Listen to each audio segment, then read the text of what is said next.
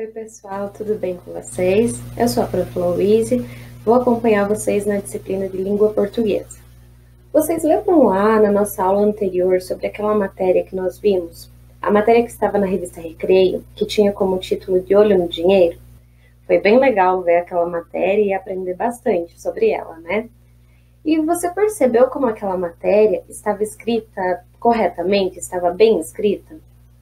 Ela estava sem erros e com palavras que eram de fácil entendimento para o público-alvo dela. E se naquela matéria houvesse um erro? E se de repente naquela matéria tivesse uma palavra escrita errado? Ou então, se tivesse uma frase escrita errado, com uma palavra no singular acompanhada de outra no plural, ou ao contrário? Seria uma bagunça, não é mesmo? Por exemplo, se num pedaço daquela matéria nós lêssemos o seguinte: as notas de real traz animais que variam conforme o valor. Ai, ai, ai, que dor, né? Esse trecho, será que ele está escrito corretamente? Não mesmo. O verbo não está concordando com o substantivo. E para que isso aconteça, nós precisamos fazer a concordância verbal. Lá na página 32 do teu livro didático de português, nós temos uma atividade que poderá nos ajudar a compreender melhor essa escrita. Vamos lá para a página 32? Se você não estiver com o seu livro em casa, não se preocupe, você pode acompanhar comigo aqui no vídeo e fazer as anotações num caderno ou numa folha de papel, tá bom? Então, pessoal, lá na página 32 do livro, nós temos o exercício 1 que diz o seguinte: releia esse trecho do texto. Então, lá nesse trechinho diz assim: as notas de real trazem animais que variam conforme o valor. Então, tem uma palavra ali que ela está escrita em negrito, ou seja, ela está escrita de uma forma que chama mais atenção. Letra A palavra em destaque indica uma qualidade ou uma ação. Então, as notas de real trazem, quer dizer que elas estão trazendo. Quando eu trago algo, eu estou dizendo que é uma qualidade minha trazer algo ou é uma ação? Eu estou fazendo isso. Então, é uma ação porque eu estou trazendo algo, né? Nesse caso, é uma ação, é o trazer algo. Na letra B diz assim: as palavras que indicam ação são chamadas de. Lembram lá que teve uma aula onde nós conversamos já sobre alguns verbos e adjetivos, principalmente adjetivos? Então, ali nós temos a opção de verbos ou adjetivos. Vocês lembram que adjetivo é aquilo que caracteriza alguém? Por exemplo, eu tenho o cabelo comprido. O adjetivo do meu cabelo é ser comprido. E não o verbo. O verbo seria estou penteando o meu cabelo. Então, eu estou fazendo algo. O verbo é sempre aquele que indica a ação. Então, nesse caso, as palavras que indicam a ação são chamadas de verbos. Ali na letra C diz assim: quem pratica a ação? Quem pratica a ação é o substantivo. Nesse caso, quem está fazendo algo? Quem está trazendo?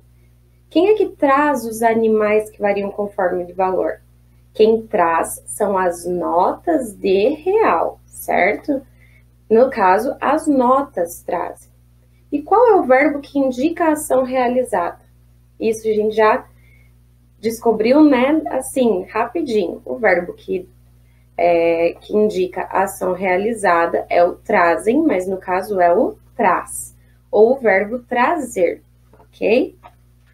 Então, nós vimos agora que a concordância verbal é quando o substantivo concorda com o verbo.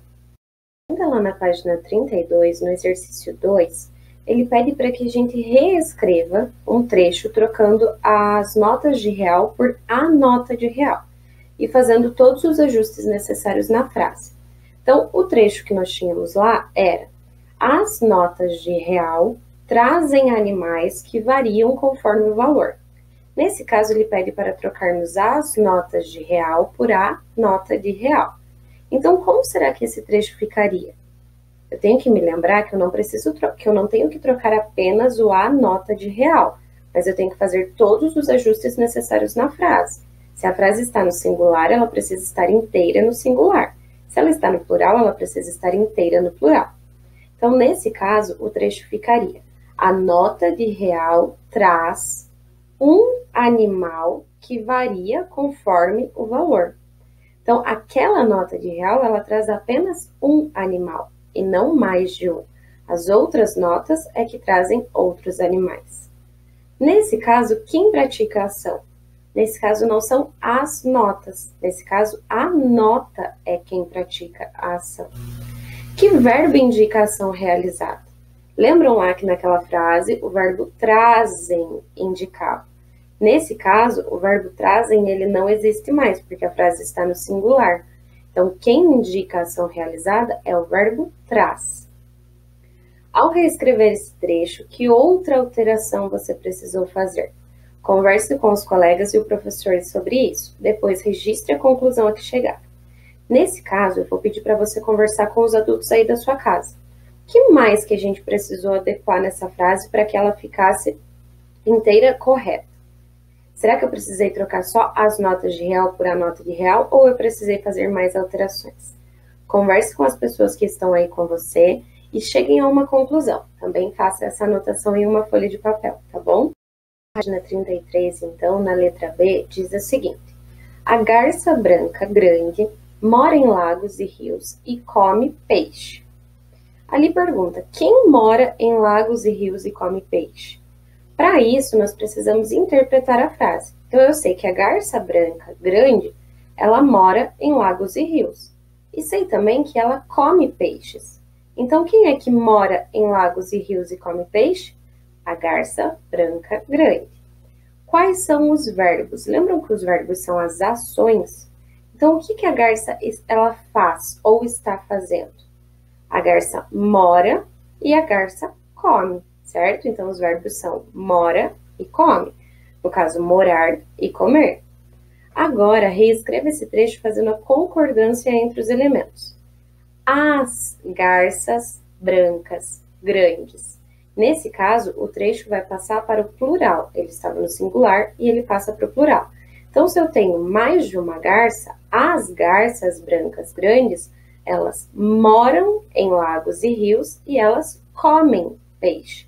Então, o verbo que estava no singular, ele também vai concordar, né, com o plural que nós passamos. No caso, o verbo que estava no singular, ele precisa concordar com o substantivo que vai para o plural. Agora, quem mora em lagos e rios e come peixes? As garças brancas grandes, porque é mais de uma garça. E quais são os verbos? Os verbos continuam sendo o mesmo, mas eles estão em outro tempo verbal. Então, mora, vira moram, e come, vira comem, ok? Então, esse foi o exercício da letra B. Lembrando que você pode fazer o da letra A com seus familiares. Se não estiver com o livro, você pode pedir para que eles falem frases como essas e você reescreve elas em outro... se está no plural, você escreve no singular. Se está no singular, você escreve no plural. Nas atividades que nós fizemos, nós pudemos concluir que a concordância verbal é a adaptação do verbo ao elemento ou ao ser em que ele está se referindo. Então, por exemplo, as garças, elas comem. Então, o verbo ele precisa se adaptar a garça ou às garças, certo? Quando lemos lá naquela matéria da revista sobre o dinheiro brasileiro e aprendemos que as cédulas elas traziam imagens, traziam personagens reais ou não reais, né? E também traziam animais. Você sabia que em uma das notas tem uma arara grande vermelha? Pois é, a arara grande vermelha, ela está na cédula de R$10. E ela gosta muito de se alimentar do fruto do buriti. E também, além dela comer o fruto do buriti, ela come coquinhos.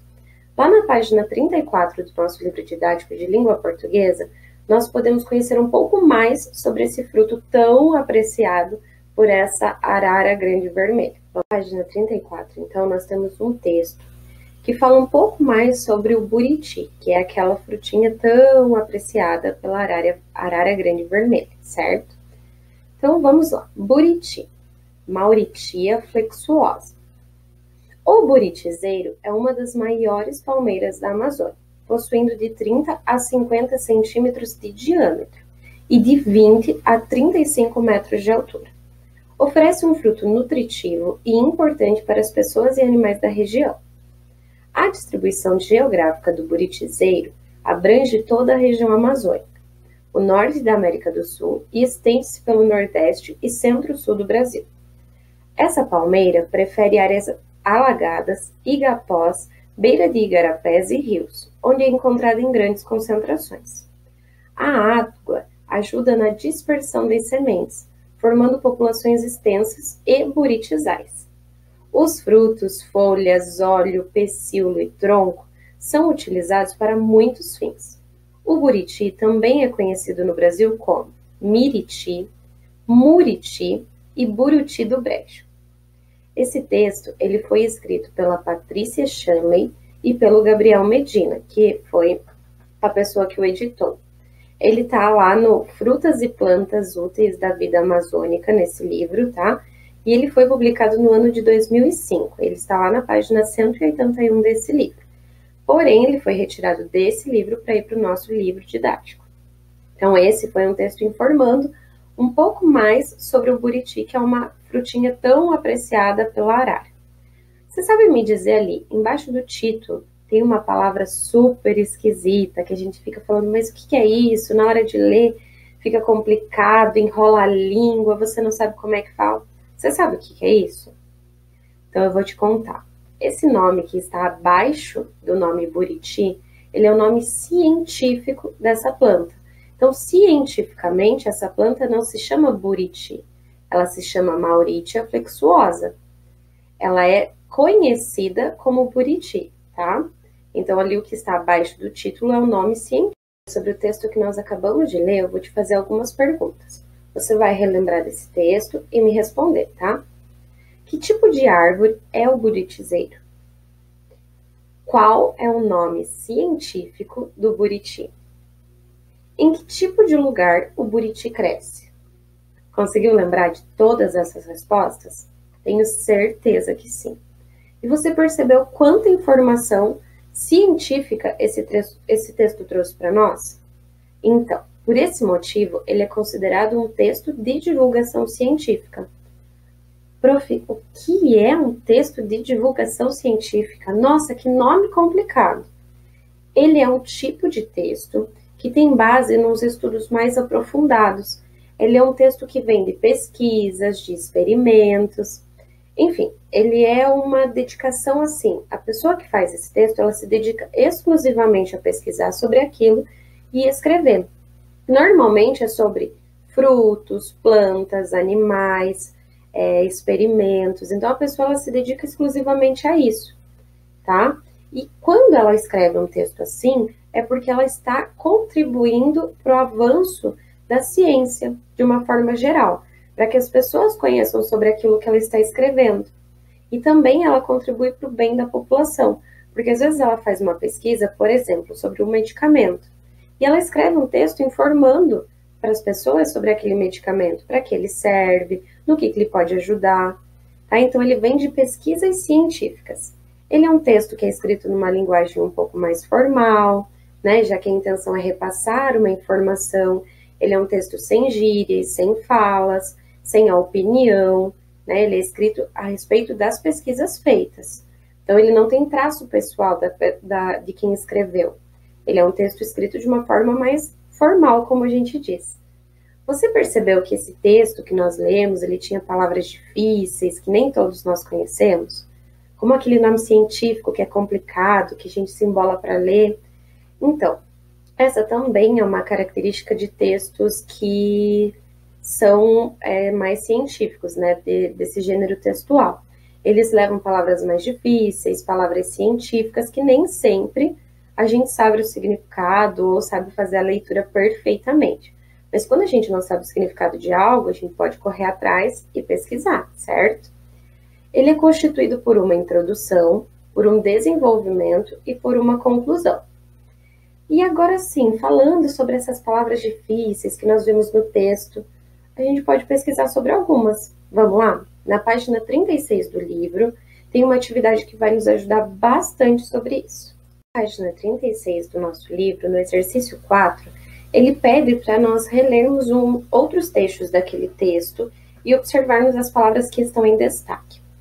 Então, lá o primeiro trecho diz assim: Essa palmeira prefere áreas alagadas, igapós, beira de igarapés e rios onde é encontrada em grande concentração. Próximo trecho. Os frutos, folhas, óleo, pecíolo e tronco são utilizados para muitos fins. Então, ali nós vemos algumas palavras que estão em negrito e que certamente dá uma enrolada na nossa cabeça, assim, de o que é isso, nunca vi, ou talvez eu já tenha visto essa palavra, mas não saiba o significado. Então, eu vou propor uma atividade para vocês. Ali embaixo pede para nós pesquisarmos em um dicionário o significado das palavras que estão em destaque, certo? E depois registrar esses significados ali. O que a gente vai fazer? Ao invés de nós pesquisarmos no dicionário, nós vamos pesquisar com as pessoas da nossa família. Se você tiver um dicionário na sua casa, você pode pesquisar no dicionário e pesquisar com as pessoas que estão aí na sua casa. 36, no exercício 5, você também vai conversar com os adultos que estão aí na sua casa. Prof, mas eu tô sem o livro. Então, eu vou deixar aqui a atividade do exercício 5. Você pode olhar aqui no vídeo e escrever em um pedaço de papel ou um caderninho. E eu também vou deixar essa atividade num outro arquivo, que vai estar na descrição desse vídeo, tá? Você vai conversar com as pessoas aí da sua casa sobre as partes que compõem o buritizeiro. Em seguida, você vai ligar a parte e o conceito, né, para que ela serve. Depois disso, num outro momento, a gente vai conversar sobre essa atividade de novo. Então, você tem a atividade 4 e a atividade 5 para conversar com as pessoas que moram aí com você e realizar, tá bom? Super legal conhecer diferentes tipos de texto, né? Vejam só, nós já conhecemos as fábulas, as matérias de revista e agora o texto científico. Ai, dá até uma vontade de brincar de cientista, não dá? Nossa aula de hoje foi super legal. Bons estudos para vocês, realizem as atividades. Um super beijo. Tchau!